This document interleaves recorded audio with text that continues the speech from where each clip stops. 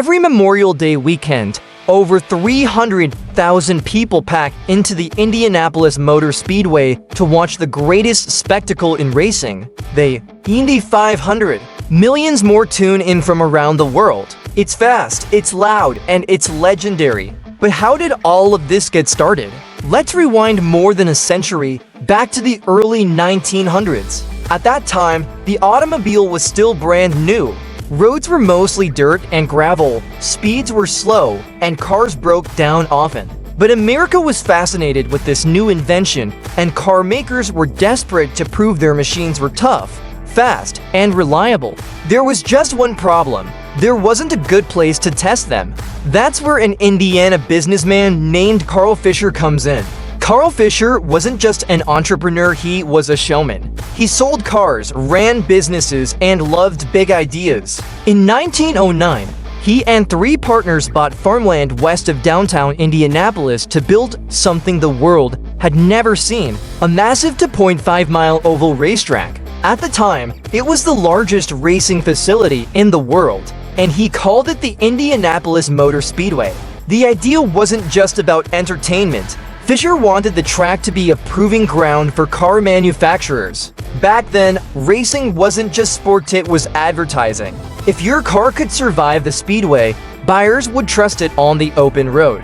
The first races held in 1909, though, were rough. The track was made of crushed stone and tar, and it was brutal. Tires shredded, engines overheated, and crashes were constant. Tragically, several drivers and even spectators were killed in those early events. It became clear something had to change. So Fisher made a bold decision. He ordered the entire track to be repaved with more than 3.2 million bricks. This gave the speedway its famous nickname, the Brickyard. For decades, those bricks defined the track, and even today, a strip of the original bricks still marks the start and finish line. By 1911, Fisher and his partners realized that holding dozens of small races wasn't the way to capture the public's imagination.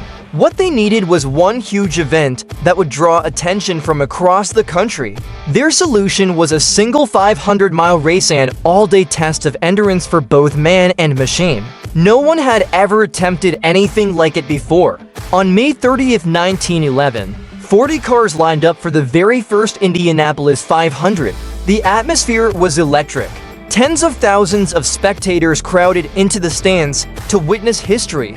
Drivers faced an unimaginable challenge: 200 laps around a track that stretched to 0.5 miles long, covering a total of 500 miles. The race lasted nearly 7 hours. In the end, the winner was Ray Harroun, driving the bright yellow Marmon Wasp. His average speed was just over 70 miles per hour, a pace that seems slow today. But in 1911, it was groundbreaking. And here's one of the most interesting details. Harroun's car didn't have a riding mechanic, which was standard at the time. Instead, he mounted a small mirror on his car to watch the drivers behind him. It was the world's first rearview mirror piece of technology that's now on every car you drive. The success of that first race changed everything. The Indy 500 quickly became the most prestigious race in America. Through the 1920s and 1930s, it attracted global attention, with cars and drivers coming from Europe to compete. Over the years, speeds climbed higher, technology advanced, and legends were made. World War I and World War II briefly paused the event, but as soon as peace returned, so did the race. By the 1950s, it was being broadcast on radio and later television. Millions of fans who couldn't make it to Indianapolis could now experience the roar of the engines from their living rooms. Today, the Indy 500 is more than just a race. It's a tradition that combines history, innovation, and community.